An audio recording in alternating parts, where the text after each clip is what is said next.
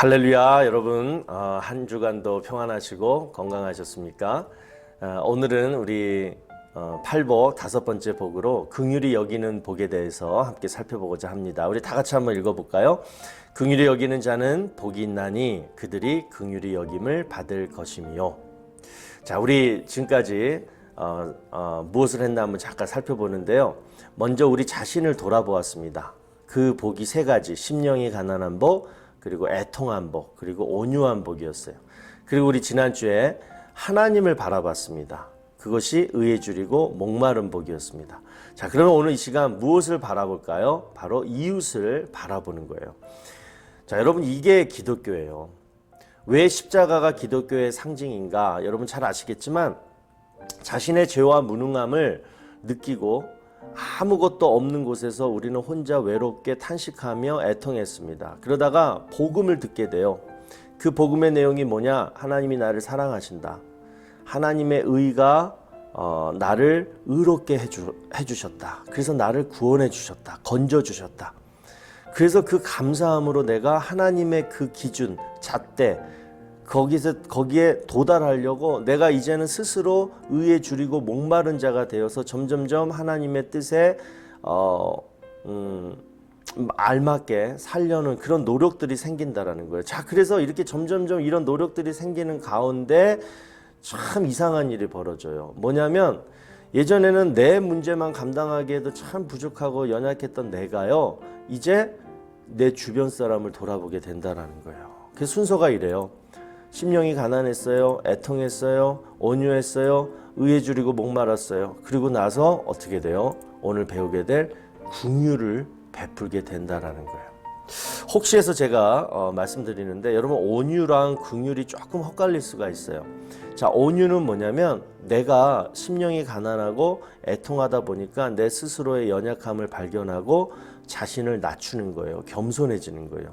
그것이 밖으로 표현되어지는 것이 저 사람 참 온유하다, 참 나이스하다, 이런 게 온유라는 거고, 긍휼은 뭐냐면 쉽게 얘기해서 용서예요. 용서, 남을 용서해 주는 것. 예. 자, 여러분, 이 과정이 참 얼마나 놀랍냐고요. 그래서 여러분, 이게 바로 변화인 것 같아요. 그런데 이 변화에는 내가 생각도 변하고 성품도 변하고 또 내 관점도 변하는 이런 변화에는 중심이 바로 어디에 있느냐? 하나님한테 있다라는 거예요. 다시 말해서 믿음과 신앙이 나를 변하게 해준다. 이 말이 맞다라는 거예요, 여러분. 그런데 이 믿음과 신앙이 보세요. 진실하지 않으면, 내가 정말 몸소 느끼지 않으면, 이 필요성을 정말 내가 체험하지 않으면 그냥 가짜 믿음, 가짜 신앙으로는 여러분 절대 이러한 과정의 변화가 일어날 수가 없다라는 것입니다.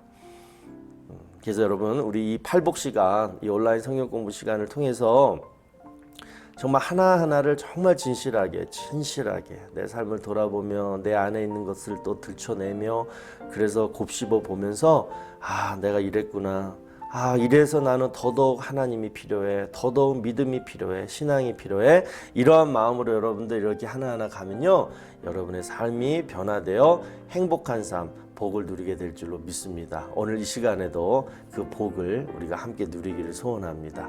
우리 잠깐 기도하고 시작하도록 하겠습니다. 사랑의 하나님, 은혜를 감사합니다. 부족하고 연약한 저희들 불러주셔서 하나님의 사랑을 깨닫고 또 하나님께 감사함으로 또 점점 더 가까이 가려고 노력하게 하시니 감사합니다. 오늘 이 시간에 이제 나 자신을 바라봤고 이제 하나님을 바라봤고 이제 내 주변에 있는 사람들을 바라볼 수 있는 그 은혜 또한 오늘 말씀을 통하여 부어 주시옵소서. 성령 하나님께서 깨워주시고 역사하여 주실 줄로 믿사오며 예수님의 이름으로 기도드리옵나이다. 아멘. 자, 그러면 이제 우리 긍휼이라는 단어에 대해서 한번 살펴보도록 하겠습니다. 성경의 긍휼이라는 단어는 125, 꽤 많죠. 구절에 사용되고 또 300번이나 이상 사용되는 긍휼이라는 단어가 있습니다. 뜻은 뭐냐면 가엽게 여기는 마음, 불쌍히 여기는 마음, 벌을 받아 마땅한 자에게 벌을 면제시켜주는 자비사랑. 자, 여기 그림 보시면 마스크 끼고 지금 주님 우리를 긍휼히 여겨주세요 이런 그림이 있는데, 우리 코로나 바이러스 막 시작할 때 우리 막 회개기도 많이 했잖아요. 하나님 긍휼히 여겨달라고, 내가 지금까지 죄를 졌는데 하나님 깨닫게 해주시고 정말 용서해달라고. 그게 바로 긍휼이었어요. 예, 바로 이런 뜻이 있었다. 또 구체적으로 히브리어 단어로는 라함이라는 단어가 긍휼이라는 뜻입니다. 그 뜻이 자궁이라는 뜻이에요. 그러니까 어미의 그 태에서 나온 사람들 간의 사랑, 그러니까 가족의 의미죠. 이거를 긍휼이라고 쓰고 있습니다. 대표적인 그 성경 구절이 첫 번째, 갓난아기에 대한 어머니의 긍휼. 자, 이사야 49장 15절 우리 한번 다 같이 볼까요? 여인이 어찌 그 젖 먹는 자식을 잊겠으며 자기 태에서 난 아들을 긍휼히 여기지 않겠느냐? 그들은 혹시 잊을지라도 나는 너를 잊지 아니할 것이라. 여러분, 어머니가 젖을 먹이면서 그 아기를 바라볼 때 어떻습니까? 얼마나 사랑스러워요. 근데 그 아들이 컸어요. 근데 너무 하는 일이 바보 같아. 연약하고 부족하고 짠하고. 그런데 여러분, 그 아들을 누가 버리는 어미가 누가 있어요? 절대 잊지 않죠. 바로 그 긍휼을 얘기하는 거예요. 부족하고 연약해도 가엾게 여기고 불쌍히 여기는 마음, 어머니의 심정으로. 또 두 번째는 아들에 대한, 말 안 듣는 아들에 대한 이 아버지의 긍휼이 있습니다. 자, 예레미야 31장 20절 보시면, 에브라임은 나의 사랑하는 아들, 기뻐하는 자식이 아니냐? 내가 그를 책망하여 말할 때마다 깊이 생각하노라. 그러므로 그를 위하여 내 창자가 들끓으니 내가 반드시 그를 불쌍히 여기리라. 여호와의 말씀이라. 여러분, 정말 말 안 듣는 아들이 정말 아버지 속 많이 썩이잖아요. 그때 창자가 들끓으니, 애 끓는다라는 말처럼 정말 창자가 끊어질 정도로 속상하고 정말 마음이 아픈 게 이 아버지의 마음입니다. 그런데 어떻게 돼요? 반드시 그를 불쌍히 여기리라. 화는 나고 속상해도 결국 아들한테는 그를 불쌍히 여기리라. 긍휼을 베푼다라는 거예요. 그 탕자가 허랑방탕하고 건강 잃고 그리고 돌아올 때 어떻게 돼요? 측은히 여겨 뽀뽀를 해주잖아요. 여러분, 그게 아버지의 사랑이라는 거예요. 이게 바로 긍휼의 의미입니다. 또 히브리어 라함의 의미로는 아까 그렇게 쓰였고, 이번 영어로는 긍휼을 컴패션이라고 합니다. 한번 보세요. 헨리 나우엔이 쓴 긍휼이라는 책에 보니까 이런 문장이 나왔어요. 자, 긍휼은 라틴어 파티와 쿠메에서 파생된 말이다. 이 두 단어를 합치면 함께 고통받다라는 의미가 된다. 자, 컴패션, 긍휼이란 뜻은 함께 고통받다. 자, 긍휼은 우리에게 비참한 상태에 있는 사람들과 함께 울부짖고 외로운 사람들과 함께 슬퍼하며 눈물 흘리는 자들과 함께 울라고 도전한다. 긍휼은 우리에게 연약한 사람들과 함께 연약해지고 상처 입기 쉬운 자들과 함께 상처 입기 쉬운 자가 되며 힘없는 자들과 함께 힘없는 자가 될 것을 요구한다. 여러분, 여기서 보시면 마지막에 저는 여기가 참 마음에 와닿는데요.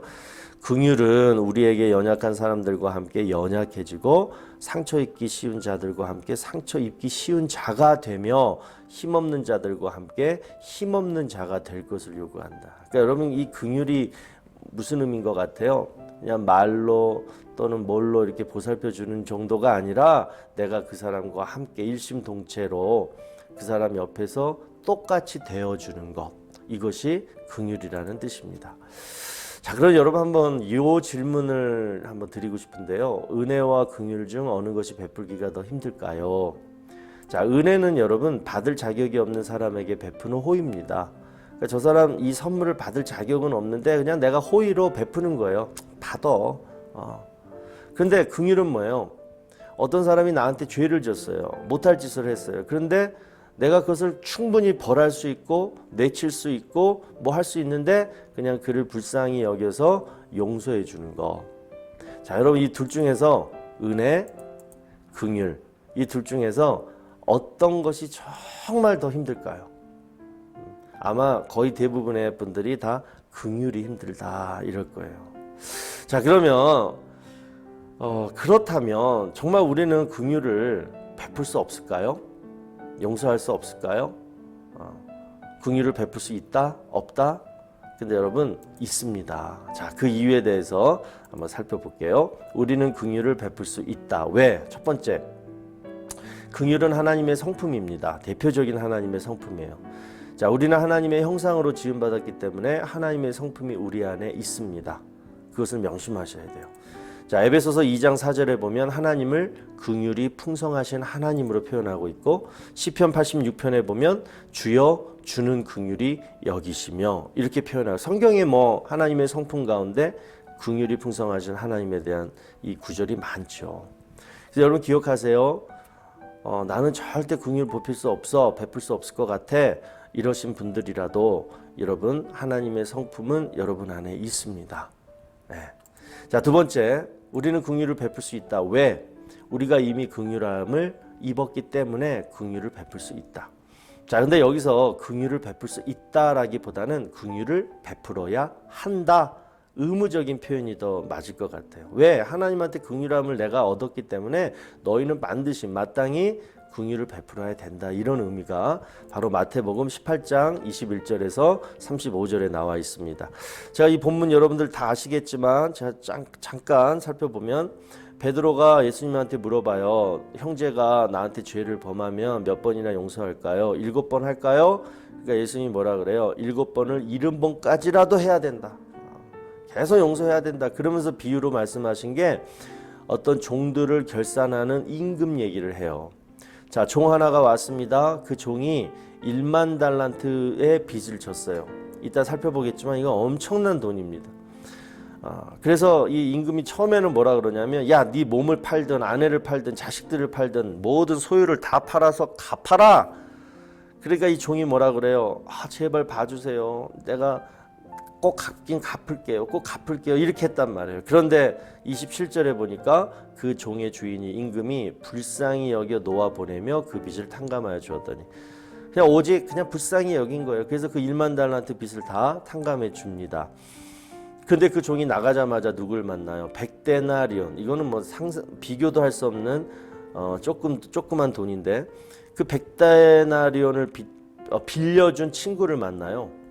근데 그 친구를 만났는데 어떻게 합니까? 붙들어 목을 잡고 이르되 빚 갚아, 이렇게 얘기했다는 거예요. 그러니까 그 동료가, 그 친구가 뭐라 해요? 엎드려 간구하여 이르되 나에게 참아주소서 갚으리이다. 지금 방금 전까지 자기가 임금한테 했던 그거, 엎드려 간구하여 이르되 나에게 참아주소서 갚으리이다, 이것을요 그 친구가 자기한테 한 거예요. 그런데 30절 보니까 허락하지 아니하고, 임금님은 허락해 줬는데 자기는 허락하지 아니하고 빚 갚아. 그래서 옥에 가둬버립니다. 자, 이것을 보고 본 사람들이 임금한테 얘기해서 결국 이 사람도 어떻게 돼요? 옥졸들에게 넘기니라, 옥에 갇히게 됩니다. 자, 여러분 먼저 우리가 몇 가지 좀 살펴보고 이 말씀의 의미를 좀 나눴으면 좋겠는데요. 먼저 1만 달란트. 달란트 하나가 여러분 금 34kg이래요. 지금 기준으로 20억입니다. 그러니까 20 곱하기 1만 얼마예요? 뭐 계산이 안 되죠. 그래서 6천만 데나리온인데, 한 데나리온이 예수님 당시에 하루 품삯이거든요. 그러니까 한 사람이 15만 년을 일해야지 모을 수 있는 돈이 1만 달란트인 거예요. 자, 그 종이 1만 달란트 빚졌고 그 친구가 100데나리온을 빚진 거예요. 그러니까 이게 여러분 이게 상상할 수도 없는 거죠. 자, 이 질문에 한번 답해 보세요. 여기서 1만 달란트가 상징하는 게 뭔가? 바로 우리가 갚아야 될 죄값. 그러니까 우리가 하나님 앞에 갚아야 될 죄값이 1만 달란트예요. 결국은 뭐예요? 갚을 수 없는 죄값이라는 거죠. 자, 두 번째, 1만 달란트 빚진 자는 무엇 때문에 빚을 탕감받았습니까? 뭐 때문이죠? 불쌍히 어떻게 연기를 잘한 거예요? 아니면 착해 보인 거예요? 뭐예요? 평소에 잘한 거예요? 아니에요. 오직 긍휼, 임금님이 불쌍히 여겨, 그거밖에 없었어요. 자, 디도서 3장 5절을 보면 그 말씀이 바로 여기에 나와요. 우리를 구원하시되 우리가 행한 바 의로운 행위로 말미암지 아니하고 오직 그의 긍휼하심을 따라 중생의 시심과 성령의 새롭게 하심을 하셨나니. 자, 하나님이 우리를 구원하신 이유는 그냥 그의 긍휼하심을 따라예요. 그래서 우리의 죄를 씻어 주셨고 성령을 통하여 우리를 새롭게 하셨다. 우리가 무엇을 한 게 아니라 그의 긍휼하심을 따라. 자, 세 번째, 1만 달란트 빚진 자가 왜 다시 감옥에 들어갔습니까? 긍휼함을 입었는데 본인은 긍휼함을 베풀지 않았기 때문에 바로 이거죠.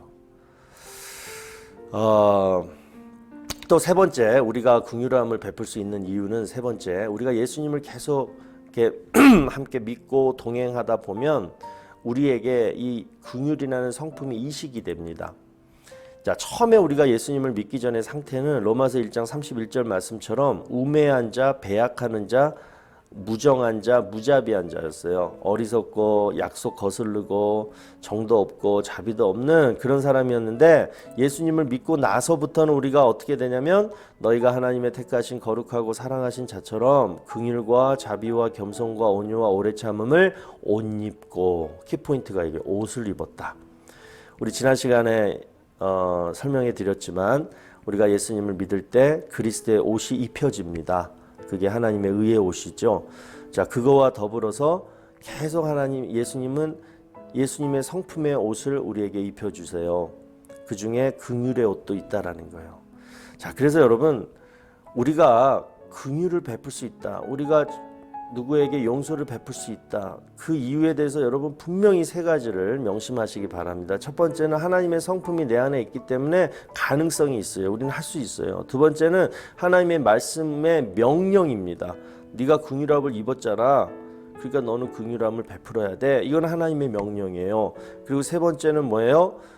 예수님을 계속 동행하다 보면 예수님의 옷이 입혀지면서 자연스럽게 이식이 되는 거예요. 내가 이렇게 변화지는 거예요. 따라서 우리는 긍휼을 베풀 수가 있습니다. 자, 그러면 누구에게 긍휼을 베풀 수 있는가? 자, 첫 번째, 연약한 사람들. 우리는 보통 이런 사람들을 정죄합니다. 신앙적으로 고민하는 성도, 신앙이 약해서, 믿음이 약해서 고민하고 힘들어하는데 우리는 이 사람들에게 손가락질을 해요. 왜 저 사람은 교회에서 저렇게 하지? 왜 저렇게 신앙생활하지? 욕할 대상이 아니죠. 긍휼을 베풀어야 돼요. 또 가정, 직장, 인간관계 때문에 고통을 당해요. 문제를 가지고 고통을 당하고 있는데 저 사람 왜 이렇게 무능력해? 저 사람 왜 저거밖에 안 돼? 또 세 번째, 물질적으로 도움이 필요해요. 물질이 있다가도 없다가도 하는 건데 저 사람 가난해? 이런 것들을 우리는 이렇게 정죄하고 불쌍히 여기기 잃잖아요. 그런데 이런 사람들은 긍휼을 베풀어야 되는 사람이라고 말씀하고 있습니다. 또 두 번째는 구원받지 못한 사람이에요. 우리 예수님의 모습 볼까요? 무리를 보시고 불쌍히 여기시니 이는 그들이 목자 없는 양과 같이 고생하며 기진함이라. 저 사람 삶이 왜 저럴까? 바로 목자 없는 양과 같은 삶이라서 그래. 저 사람이 정말 예수님 알고 정말 예수님과 함께 동행하면 삶이 바뀔 텐데, 이런 어떤 불쌍히 여기는 마음으로 우리는 잃어버린 영혼들에게 가까이 가서 복음을 전해야 할 줄로 믿습니다. 또 세 번째는 뭐냐면 우리를 핍박하고 괴롭히는 사람이에요. 자, 대표적인 말씀이 이거죠. 누가복음 23장 34절에 이에 예수께서 이르시되 아버지 저들을 사하여 주시옵소서 자기들이 하는 것을 알지 못함이니이다 하시더라. 예수님이 십자가상에서 자기를 조롱하고 멸시했던 자들을 향해서 하나님 앞에 기도하는데 아버지 저들을 용서하여 주시옵소서 이렇게 기도했다는 거예요. 또 사도행전 7장 60절에 주여 이 죄를 그들에게 돌리지 마옵소서 이 말을 하고 자니라. 이거 누구에게요? 스데반 집사. 자기에게 그 돌을 던졌던 그 자들을 바라보면서 하나님한테 기도해요. 이 죄를 그들에게 돌리지 마옵소서. 자, 특별히 여러분 이 예수님하고 스데반 집사의 공통된 점이 뭐예요? 바로 자신을 억울하게 만들고 조롱하고 멸시했던 자들에게 용서를 베풀었던 긍휼함이 이 두 분의 공통점이었습니다. 제가 지난번에 온유를 설명할 때도 얘기했지만 우리는 정말 누군가에게 온유를 베풀거나 또는 긍휼함을 베풀 때는 예수님을 생각해야 됩니다. 예수님의 어떤 모습?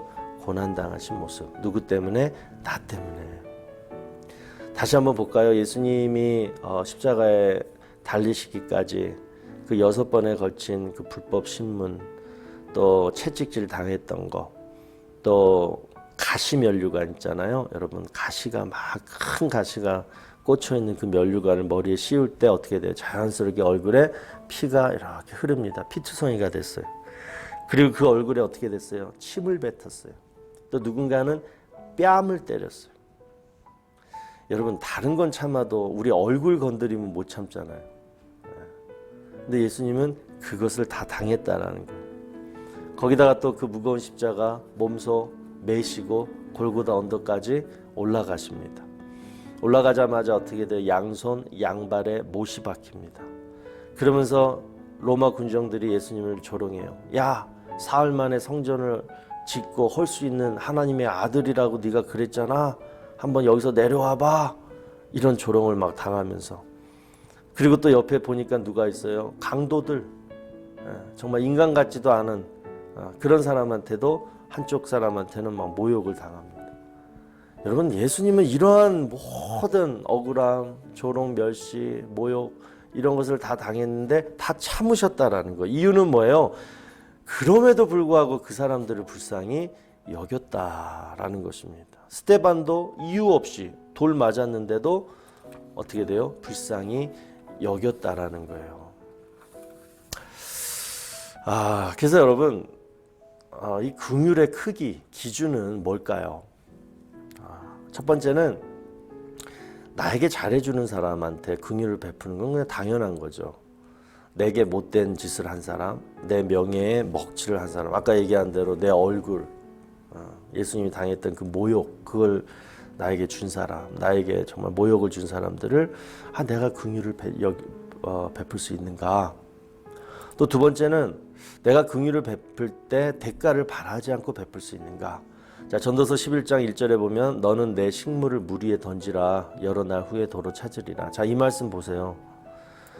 여러분, 우리가 음식을 강물에다 던지면 그 음식이 돌아올까요? 절대 안 돌아오죠. 마찬가지로 누군가를 용서해주고 긍휼을 베풀 때에는 그냥 베푸는 거예요. 뭔가 대가를 바라고 칭찬을 바라고 그런 게 아니에요. 또는 뭐 욕을 먹든지 또 나중에 내가 긍휼을 베풀었는데 나중에 배신을 당하든지 이것도 상관하지 말라는 거예요. 그냥 강물에다가 식물을 던지듯 그냥 긍휼도 그렇게 베풀라.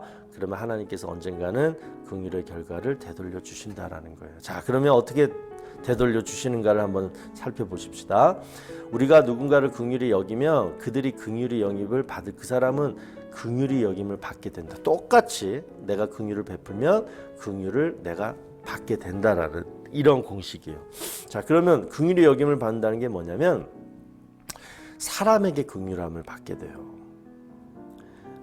여러분, 그 요셉을 생각하면 우리가 잘 알 수 있죠. 형들한테 버림을 당했어요. 그런데 하나님은 요셉을 긍휼히 여기셨어요. 하나님으로부터 긍휼함을 받았어요. 그랬더니 결과가 어떻게 되냐면 사람들한테 긍휼함을 계속 받게 되는 거예요. 아무리 애굽 땅 노예로 갔을지라도 하나님이 여호와가 함께 하시니 형통하더라, 그런 말씀이 있잖아요. 하나님한테 긍휼함을 받으니까 그 이국 땅에서도 사람들한테 긍휼함을 받게 됐다라는 거예요. 그렇죠?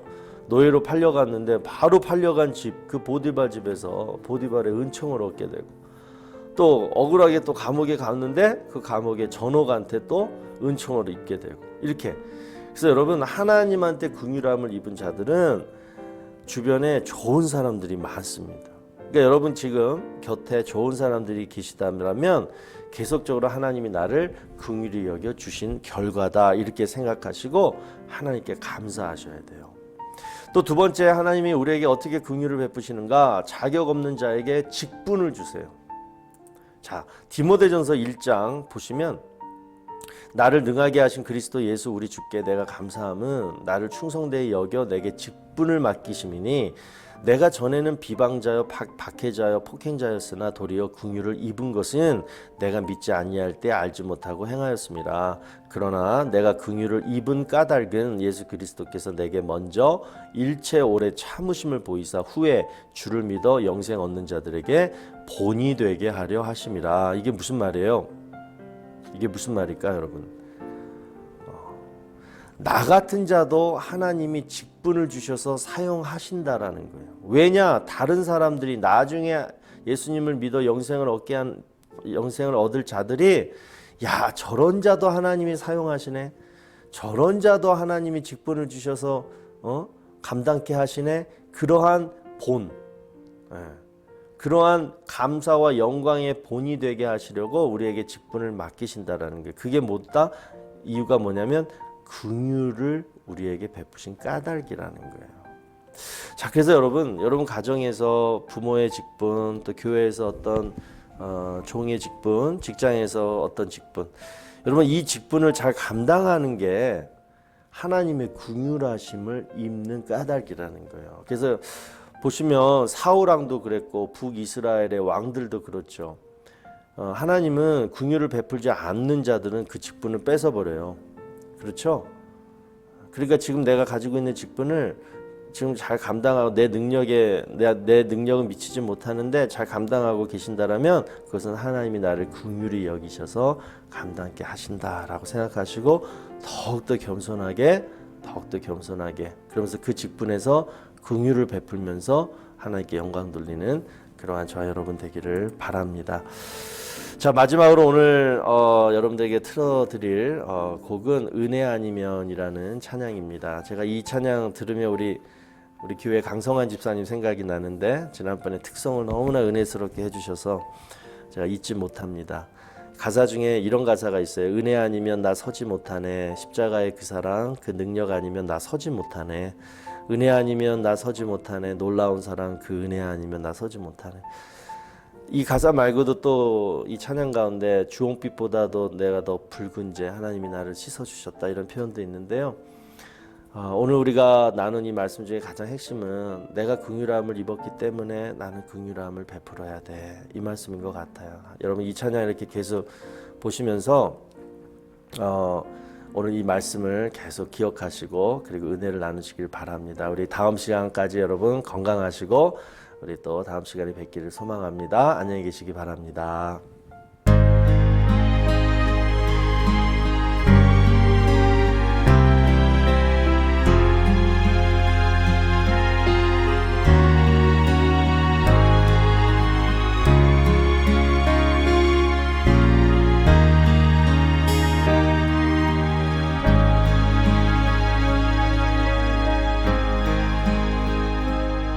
어둠 속 헤매이던 내 영혼 갈 길 몰라 방황할 때에 주의 십자가 영광의 그 빛이 나를 향해 비추어 주셨네.